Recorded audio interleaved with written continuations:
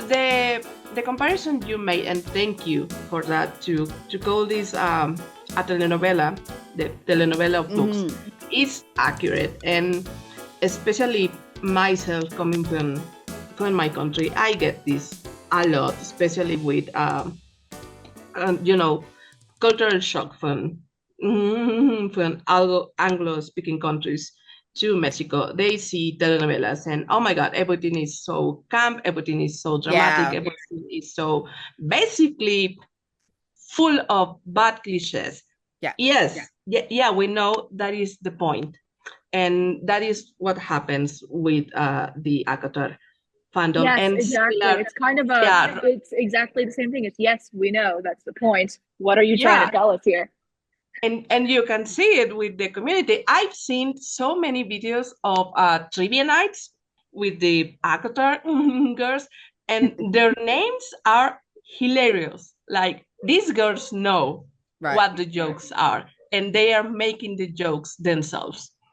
And I think the jokes that might be part of it, right? That after years and years and years, and Eileen and I are both big Marvel fans, and we have gotten Eileen into Warhammer 40K. We've Yes, gotten her there. But as somebody who watches Secret Level and actually got very, very emotional over the Warhammer 40K episode, and then watches that Armored Core episode, and one of the mech suits cracks a guy's skull, just tapping it with a finger, and I went, this is amazing. Like, it's so over the top, right? And the fact that women's media finally has something that isn't something like Desperate Housewives. It's something Yes. with world building, it's something with larger than life stuff, and it isn't borrowed like the Lord of the Rings movies or the Game of Thrones TV shows are, right? And the fact that I've felt for a long time that stuff aimed at women, the stuff aimed at men is seen as dangerous as a dismissal. The stuff aimed at women is seen as crappy. And And silly. that's also smutty. That's another thing. naughty, really. Okay. Oh yeah, well, I even the other day I was talking to a very kind friend who did not judge me for it about like what we were reading, things like that. And I was like, oh yeah, I read ACOTAR. And she's like, you mean the fairy tale? Well, And I yeah. was like, well, it's more than that, but sure. Okay, but how is that any different than anything on premium cable right now? Right. Yeah, Eileen. Yeah, I know I said this a lot before. Uh, when it comes to men's media or general media, but aim at men, centering men, you have all these archetypes like the dashing hero, Yeah. the chosen one, the action hero that gets the girl, and that is normalized. When it comes to women's media or media that is centering women or with women as a primary demographic, you get instead of the chosen one, you are Mary Sue. What's the difference? There is no difference. There The is no difference is, difference. Well, yeah, the difference is the target audience. I think the difference is that the chosen one still has challenges, right? Like Luke Skywalker is a born hero. He's, Anakin's son. There's sort of a destiny there. But it's the whole training thing, and I know we're all sick of it, right? Yeah, Yeah. but also the Mary Sue also has challenges. Farah is through and through a Mary Sue, and with the exception of Lucian and Rizan, no one goes through more shit in these books than Farah. Oh, absolutely. Yeah, One of the Well, things maybe as. yeah, Maybe as. again, it's intended to be ridiculous, but one of the things that bothered me about it is she's puking all day, she's puking all day, she's not eating, and then she Well, has she is four a fierce orgasms. warrior princess. Well, she's a fierce warrior princess, but also then she has four orgasms. And yeah. She has like 50 G spots. yeah, and it's just I do like the way ACOTAR has shifted Game of Thrones into now, instead of every man doing women from behind, like just slamming the headboard against the bed. Now it's all going down on women. And Yeah, that's that's been a ACOTAR good that change. did that, right? Like, let's normalize acts of foreplay before penetration, please. But I do think that there is still a bit of feminine perfection going on, of body shut down when you are not nourished, you know. uh as somebody who's struggled with anorexia, especially as a teenager, certain things don't work when you are starving yourself. And I do think that the thin as beautiful, the thin as perfection can go too far with this stuff. And I do think I'm not blaming Sarah J. Maas for this. It's internalized stuff, Oh, right? absolutely. She Yeah. wouldn't be Yes. writing if it wasn't something she'd lived through herself.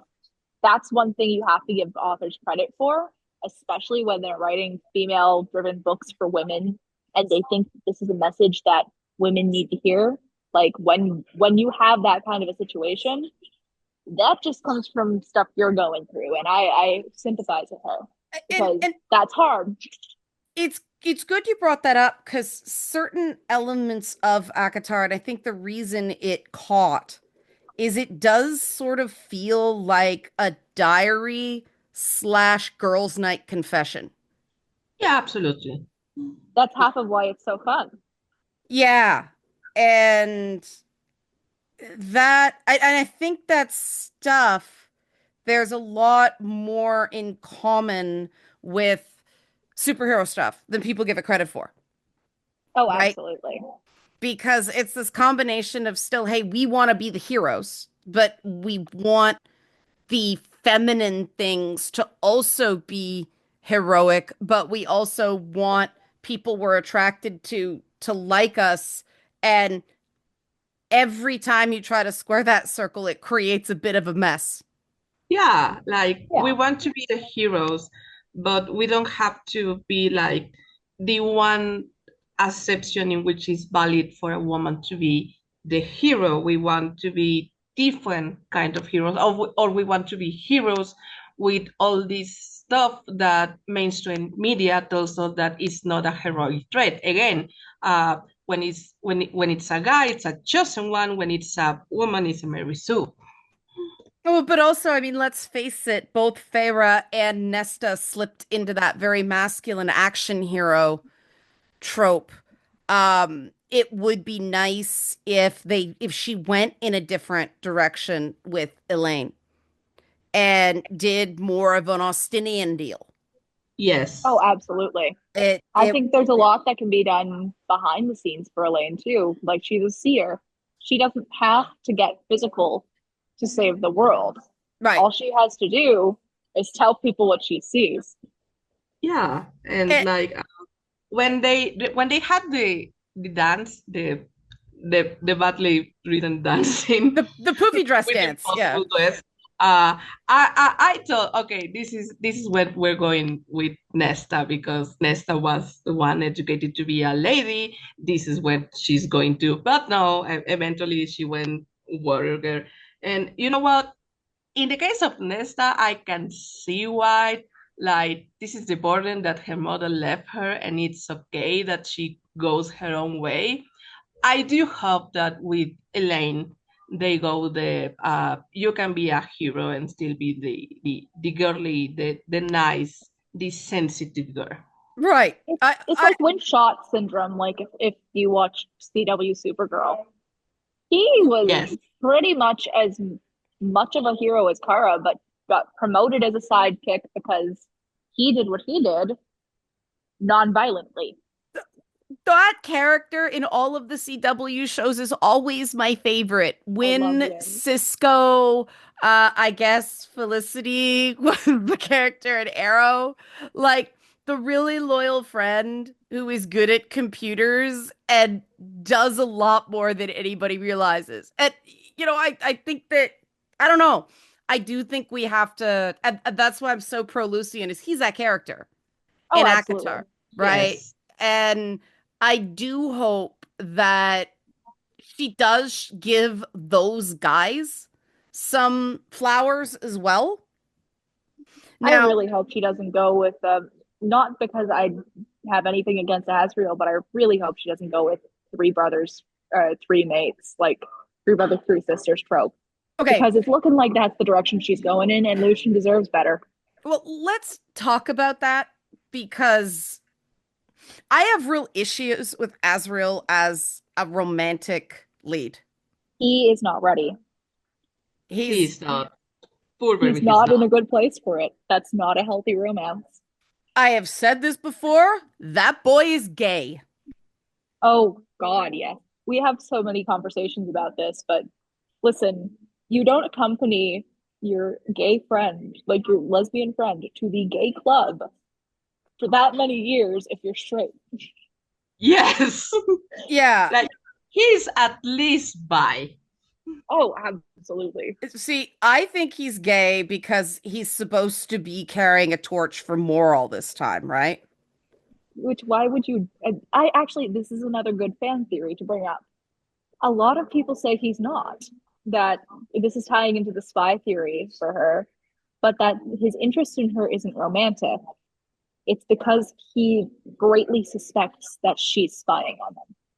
Oh, And that's that's half cool. of why he has so few problems with Eris. See, that makes a lot more sense because this Yes. whole idea about him, again, if a guy is pining for a girl that long, bro code dictates you're like, man, what are you doing? Well, You know? especially since what? She's like a sister to Cassian. Yeah, This has to have been a conversation they've had. the you can't pine for someone that long. I don't care what anybody says. After a while, it's like this is status quo. It's never going to happen. And this is one of the pitfalls of writing very, very, very old characters that it's really hard to comprehend what happens. There's sort of as you get older, there's it's not that you feel things less intensely, but you have a lot more perspective to put them in. And it's very, very hard to write a character older than you.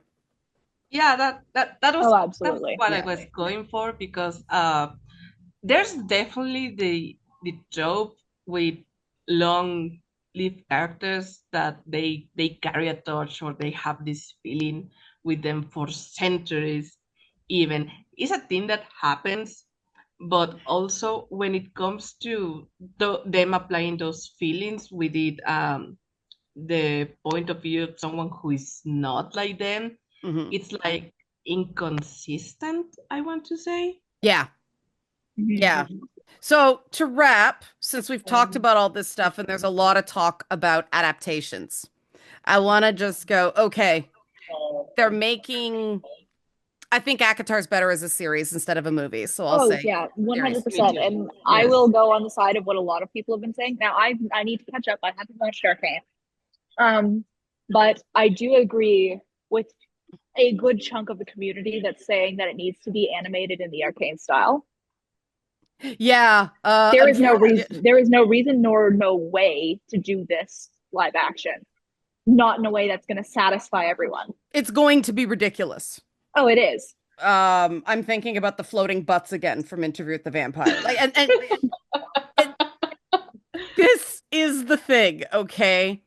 I You regret nothing.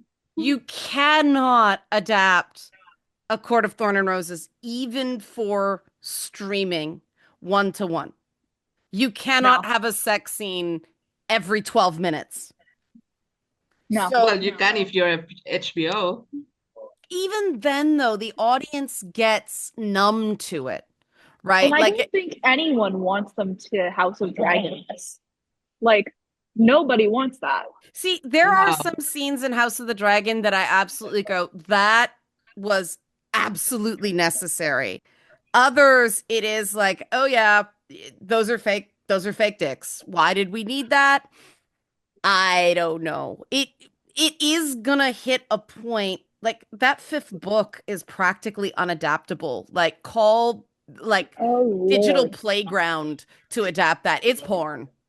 Yes, Yeah. like it went from like a few sprinkled scenes of smut here and there to every chapter we have to have a bed asset scene in this. I was just skipping it after a while. Like, yeah, they're banging again. I don't care. And it's too bad because that book has some of the best supporting characters of all of them. Like I Nesta's girl gang is good. Oh, I love the Girl Gang. Right. That yeah, book is both I the wish. most pro-feminist and anti-feminist book in the entire series. Yes, I Gwen wish Feyre had a Gurgan like Nesta has. Feyre wouldn't be Feyre if she has a girl gang. Feyre is the girl every other girl hates. There's a reason She's a she pixie has no girl. friends, right? There's a reason she has no friends. But Nesta having a girl gang made sense. So, how much sex would you keep in an adaptation? Um, Honestly, Silver Flames, you could cut 75% of it and Well, the books still have a coherent plot that is really good. the books Maybe bloated even a anyway. more coherent plot. The book's bloated anyway, so that one has to cut. If every book's a scene, every book's a season, well, you're gonna have trouble with the Christmas special. But if every book's a season, Silver Flames has to get cut down anyway. Oh, absolutely. But Okay, I if do like what you said about the every Christmas special, though. Frost and Starlight would have to be a Christmas special. it's a That Christmas there's no way special. you're gonna get Yeah. a season. It's the Doctor Who sure, holiday special. Everybody acts slightly out of character, and then we're through. Um, precisely. Yeah. but there are certain scenes that are iconic. They have to do the stupid paint sex. Oh yeah. Oh, They have to. yes. As much as it grosses me out and I pity the actors and people are going to make ghost comparisons, that's sort of a pivotal scene, right? Oh yeah. Um, what do you keep? What do you cut? Because even in that first book, do we need her and Tamlin banging every night? Oh. No. No, probably not. And her solitude to me, even on film, even in adaptation, is going to be more poignant if they're not physically connecting every night. Yeah. Oh, Also, exactly. her solitude in the first book is probably that when I was reading it, I was like, this is a montage. Yeah, Like, It is. And that's actually probably yeah. the best way to do it. A montage. the the thing Derwood keeps messaging me saying she's still wandering around the house. Like, She yeah, does that a lot. there's about 70 pages of that book that is her wandering around the house. But also, it's the Sarah J. Maas everything happens in the last 100 pages thing. In order to pace everything, you have to cut huge amounts of the first 300 to get to that good stuff. Yes. Yes. So a lot of that stuff has got to go. And I do think that in an adaptation, especially an arcane style adaptation, which let's face it, the emotions were part of the reason it's beautiful in animation is the emotions were allowed to come full fore, right? Oh, Like absolutely. compare that scene with Jason Mellon season 1 to the prison sex with Kate and Vi in season 2. You see how Arcane lost something season 2, Yes. you know. Yeah, Eileen. Yeah, as far as adaptation goes, also another thing that they need to do is because it's RJ Mass and everything happens in the last 100 Mm-hmm. pages, when adapting, they can incorporate other characters' points of view into it. Yeah. And it would help with, for example, making the fleet with Rizan be not as jarring from book one, season one to season two. Oh yeah, Or even from book 1 to book 5. yeah, Precisely. you really have to restructure that first book to one, not copy interview and have it be Louis was lying his floating ass off. Um, I'm still traumatized by that. But because is he floating? Is only Lestat floating? If it's just Lestat floating, ow. But okay, you have to bring Resend in as the main character immediately and play off the tension with him and Tamlin and sort of a who's she gonna pick? Well, everybody knows who she picks. Like Yes. that first book is gonna have to be majorly restructured and really rethink Feyre and Tamlin's relationship with the benefit of hindsight, where those two were never love. Oh Never. no. Well, No. and you gotta. I think it's very much what they've got to do is Edwina and Kate Sharma from Okay. Bridgerton. What happened Yes, there? Um, precisely. you have to acknowledge that there is something appealing about Tamlin. That is obviously why he was chosen to be the first love interest. But there is always something there between Reese and Feyre. I thought Tamlin got done dirty by Sarah J. Maas because at first he clearly was the beast from Oh, Beauty and the Beast. absolutely. And then when she shit that up, I just was this is he's better as a similarly morally gray character. And this is one thing I would change too. I would tone down the juvenile, oh, I fucked her first, I fucked her better between Reese and Tamlin because that cheapened both characters. Oh yeah. Well, Yes. I think it's a trauma response on both parts, but do it in private, man. I just thought I don't know what that was. That was a couple of male characters fighting like girls. Yeah. Well, guess who's writing the book? Well, and this is again those moments in female written things where men start fighting like a couple of catty women and it just doesn't work the same way. It's hilarious, but I, it's not accurate. I'm like, you dudes both claim to love this girl and you're treating her like two dogs fighting over a chew toy. At this, I'm like, Uh, Farrah, dump them both. Like, where did just, the feminism go? yeah, Eileen. Yeah, and like guys don't do that. It's like and the minute they started arguing, like who fucked her better, I was Yeah. like, no, it's going to be none for me. Going Oh, back yeah. to adaptations, another strong reason to do this animated style is the battles. We Yeah. when we were reading it, we said like, this You're is ahead of me. clearly I where, was gonna bring this up. Yeah. yeah, where Sarah J. Maas struggles.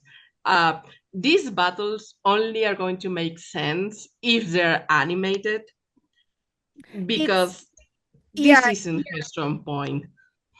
and that's the thing, right? Much like The Lord of the Rings, where The Two Towers is the shortest book, but the longest movie. No, Return of the King's the longest movie. Yeah, there was a lot of stretch in Two Yes, Towers, right? Because of the battles. Book three, you could almost split into two seasons because there's yeah. so much fighting at the end.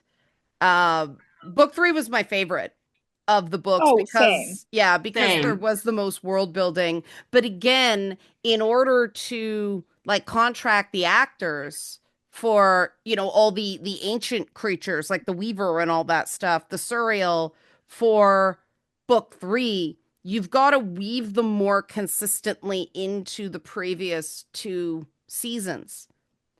And at this point, you get a total reimagining of it. So I think that if they were to adapt it, make it less about the sex, because reading about it is one thing, watching it is a completely different thing. It Yeah, just, watching is going to be yeah, cringy. yeah. Whereas if you pull in more of the world earlier, you'll get a really solid fantasy series. Yeah, and another thing they need to do with the interconnecting the storylines is they have to give something to Daddy Archeron in order Yeah. for Yeah. his death to matter He has eventually. no clue what to do with him, and it's obvious. See, I have moments where, and this is just a me thing, Sarah J. Maas was adopted into a Jewish family, so she was raised in that tradition. And Daddy Archeron is the Jewish man looking for a place to sit the entire time.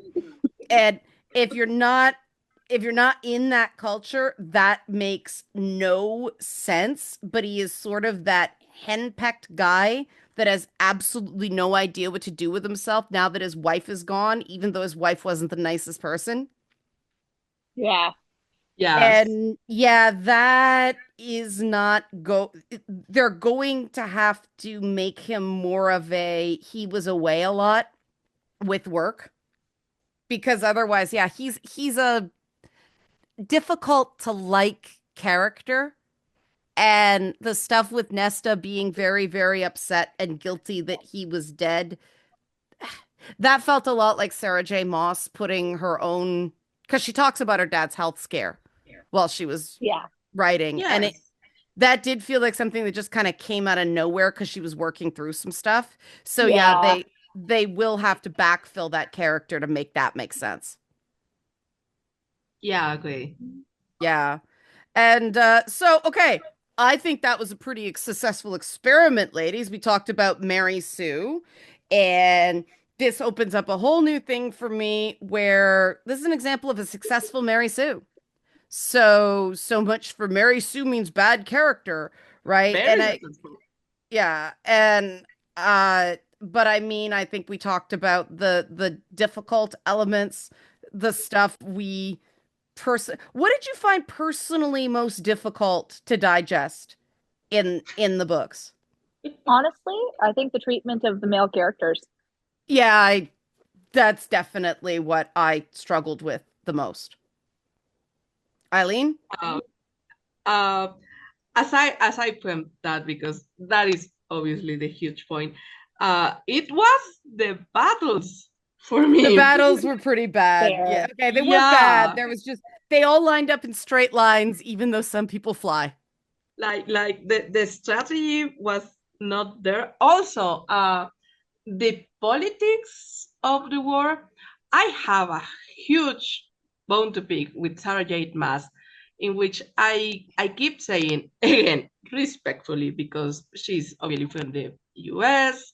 This might not be her cup of tea. She also Uh, writes 2 books a year. yes, Hmm.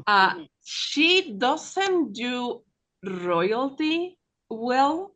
Like Hmm. she Mm. seems to have this struggle to try to mesh royalty and courts with I don't know, corporations and jobs. It They gets let filled up. they It Yeah, is kind like weird of because Reese does feel like a CEO at times instead of a High Lord. yes, also like everything that felt very Kardashian. Yes. yes, Yeah. like she mentions like, oh, Farah and this guy, they have a job, they get a salary, and that is not how royalty works. Like there is no way why they should be The rich punishing get richer. Nesta for spending her salary. Like no, she's the sister of Yeah, the she gets the stuff on night. Like credit. yes, Yeah. like she doesn't have to work for it. That's the whole meaning of being a royal. Yeah. Most realistic thing That they did was was like make her the work at the big thing for library in me. Silver Flames. Yeah. What was that, Megan? Most realistic thing they ever did was make her work at the library during Silver Flames, like get a real job and stop mooching off the Yes. family money. Yeah. But I will say in closing that it just shows the impact that these books had on me because I had to stop myself from making a meme with the Elon Musk awkward gesture Oh, thing. It's oh, like oh, Elon oh. Musk, awkward gesture. Farrah Archeron, rude gesture. Like Farrah greater than Elon. At least we kind of know what the rude gesture is. Do Yeah. we? I mean, Okay, we have okay. an idea. What's the rude gesture? A So she lot, was I think, flipping people. Because, yeah, well, a I lot of people interpret it as her flipping people. because I keep getting this image of her like bending over and rubbing her butt cheek with her middle finger and then sticking her tongue out at reset. Like I try to make her in my head the most juvenile, stupid thing I possibly can. Because if you don't give it to me as an author, I will make it up and I will make you suffer. She does that a lot. Yeah, like that was strange, right? Because what she considers rude is such a Rude is so subjective. And that's why that's one of those things that they should make it something that is unique to the world if they do it in adaptation. The equivalent of sci-fi swearing. Oh yeah. Because the middle finger is just not going to cut it. Yeah, like you need something like something innocuous that in that particular world with fairies is very, very rude that Yeah. Yeah. Like something... knocking your wrists together then touching your chin is a rude gesture in that world or something like that. Like make it up. Yeah. Yeah. Because it's just going to seem derivative if it's just the middle finger. Either that or make it be a different rude gesture every time. That would be funny. Yeah. Or make it that she's, instead of a rude gesture, she tries to like sass him and fails in a different way. Like change that up a little bit. Yeah, because she's human, and what's got to be offensive in the human world, maybe it's not in the fairy world. Well, exactly. Well, and he zings her and she's just, well, you not nice bat man. And it just fails every single time. Something like that. Because when it's a person you're watching, she has to be way more relatable than somebody you're reading and can kind of put yourself in. And that's the other thing. Yeah. If they animate it, do they go with the fan art or do they go with the actual descriptions in the books? Because they are not the same.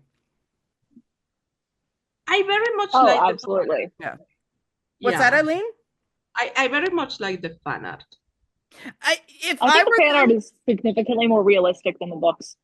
Yes. If I were them, I'd go with the fan art. But if they borrow from fan art, please pay the artist that you're taking the design from. Treat it as concept art. Yes. And don't do what David Gator from Dragon Age did. Admit they stole a major character concept from someone's fan fiction and didn't credit them and probably didn't pay them. And it's the best thing about the character, and too. It's the best thing about Cassandra. Yes, apparently Cassandra's love of Varric's writing was taken from fan fiction. We don't know which fan fiction. We don't know who to give credit from that, and that is not okay. And on yeah, go ahead. Sorry, yeah, Eileen, you're an artist. You can speak to this. Yeah, and it's that... Like everyone sleeps on Cassandra and everyone goes, oh, she's so boring, except for this one thing. This one thing is the thing I like about her, and it's not, and it's the thing that they took for the fan fiction. Save the Dragon Age talk for another episode because that'll be even longer. This has been Two Women Talking. Eileen, Megan, thanks very much. I think this was a great discussion. Thank you. Thanks for having me.